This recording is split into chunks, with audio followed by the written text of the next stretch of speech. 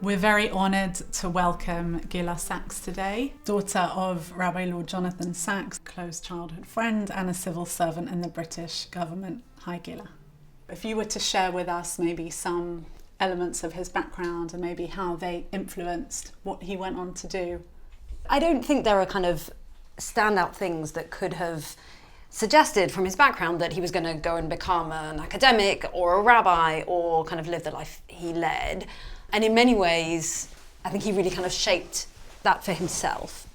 But there are a few things I think it's important kind of looking back to draw out. His father raised him and his brothers as strong, proud British citizens, that they would feel gratitude towards Britain and the home it gave for the Jews and for generations of Jews before them, and that they would feel at home here, right? That this wasn't a temporary dwelling, this was their home. I know what it is to experience a secular culture. From my childhood, I know it in my bones.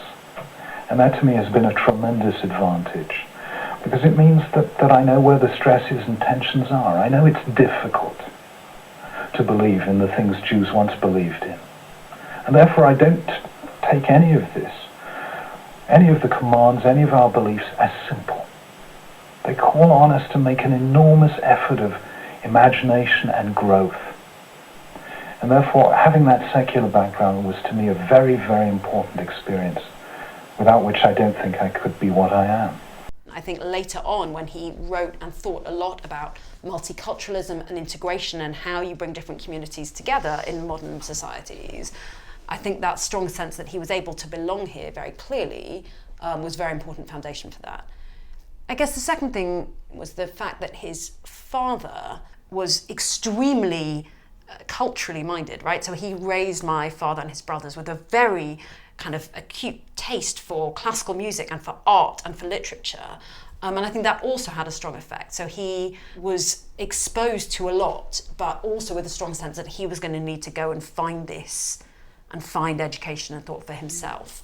But I think maybe the last thing I'd pull out is, he was the oldest of four brothers, and he was the first in the family to go to university, the first to do many things that he went on to do. I think the fact that he was setting out his own path was very important, because he had that strong foundation of values and that strong identity for himself. What were the issues that were kind of compelling him to go out and seek answers? I think a lot of his identity and his thinking about how you integrate and bring together kind of different value systems, I think was being formed in his time in Cambridge. He was a student in Cambridge in the 60s. This was the place to be, right? Incredibly rich culturally and socially and intellectually. But also during that time, and he wrote and talked about this a lot, was the 1967 war. For the third time since its birth as an independent state, Israel is embroiled in a war with the Arab nations that surround her. He described often just how profound an experience that was on him, and also I think of many Jewish students of his generation. This sense that genuinely the state of Israel was under threat. It could all stop, it could all collapse. Until I was 19, I was quite happy with my secular way of life. Of course, something very big happened to me, as it happened to every Jew at that time, which was the Six-Day War and the weeks leading up to it. And the feeling that Jews hadn't escaped from the Holocaust. It might, God forbid, be about to happen again. And that prompted my father and I think many other students at the time to seek out Jewish community more than they previously had done. And that, I think, was a contributing factor for him to really start thinking much, much more deeply about his Jewish identity and what kind of responsibility it placed on him. He had a lot of questions, as do many young people. I went up to Cambridge in 1966. That moment, there was a turning point, I think, in many lives, which is May, June 67. Yeah, that's true. Those very, very anxious 3 weeks leading up to the Six-Day War, when Israel seemed outnumbered, outgunned, and Assad had spoken about driving Israel into the sea. We, who had been born after the Holocaust, thought, God forbid there's going to be a second Holocaust. And at that moment, a kind of frisson, a real sense of Jewish identity touched an awful lot of people. And he would tell the story that as a student, he didn't have much money, as I said, and he got a bursary, he won a prize from the university to go and travel in the summer. And he arrives in America with his Greyhound bus ticket and a copy of the main Jewish academic journal of the time that had listed out, I think, the top 50 rabbis in America at this time. And he decides, as this kid, this 19-year-old nobody from London, he's going to turn up in America and meet these rabbis. And he did. The chutzpah only of youth says, well, I'm here to meet the Rebbe, to which all the time he fell about laughing, like, who are you, right? I think from Soloveitchik, he tapped into a lot of the intellectual rigor and hunger and curiosity, the drive for intellectual discipline, the same discipline that you were going to be made to apply to your Cambridge philosophy papers, you should be applying that and more to your study of Torah, of Halakha. This is not somewhere for loose thought. When I have to solve a problem, I have to analyze it. I have to be detached and rational and use the sources of Jewish teaching. That's a very rational process. But when I pray to God, I'm not being detached and rational. God is somebody I talk to in the second person singular, what Martin Buber called I and thou. And from the Lubavitcher Rebbe, he would always talk about those encounters as a kid, right, as being the place where he was first called on to be a leader. So he arrives to meet the Rebbe, and the Rebbe says to him, he says, I'm a student at Cambridge, and I've come with these questions. And the first thing I think the Rebbe said to him was, what are you doing for Jewish student life in Cambridge? And he said, well, terribly British, well, he's a kid. Well, in the situation in which I find myself, and the Rebbe stopped him, you don't find yourself in a situation, you put yourself in a situation. And what are you doing for Jewish student life in Cambridge? And that, and the conversations that followed and the time he spent with them, I think really, really started to shape him and even shake him, right? That actually he had a duty, he had a responsibility. And as a kid to be asked that, like the idea that you could have a part to play in that, I think was incredibly powerful, and I think something he carried with him his whole life. For the last few years, I've sat here in my study in the garden, thinking, researching, writing books, and trying to formulate what a Jewish response should be to this particular time. But there comes a time when you have to test that in real life. If you can't turn your theories into practice with real people, with a real community, then the theories simply don't work.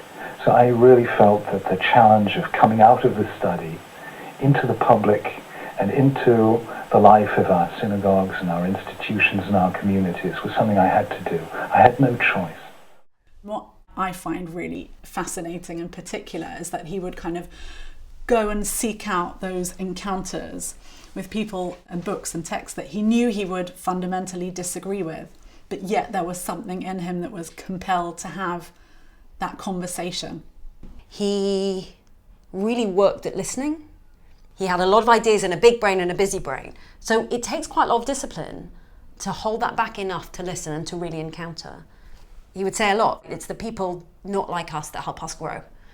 And he wanted always to understand, how could you take the values and the disciplines and the ideas of Torah and Halacha and Jewish thought and apply that to the challenges of the world. And to do that, you really need to look very deeply in both, right? You really need to understand those ideas, but you really need to understand the world, right? If you lived in your ivory tower, you could write great books, but there's a world out there that needs repairing, that needs challenge, that needs values.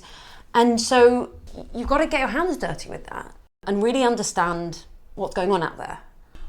Which conflicts did he face, that you witnessed or that you experienced, and how did he deal with those? So look, he was a rabbi and a leader of Jews, right? You face a lot of conflict, a lot of challenge. You have to hold that community together and move it forward. Now that's quite a hard dynamic. He learned through each challenge, through each conflict. I think he said, I might be misquoting, that like the greatest kindness that God ever showed Moshe was not telling him what was going to happen next, Okay, because if you knew what was going to happen, would he ever have done it? Like, would you really go and try and lead the Jewish people out of Egypt? And so, on the one hand, as a leader facing conflict, you need vision, right? You need to be able to think and play the long game. It was the work of a lifetime. What were the kind of challenges? I mean, in the Jewish community, he was really kind of trying to emphasize Jewish unity at the time, but at the same time, he was kind of giving, voice to issues in society far broader. What were they?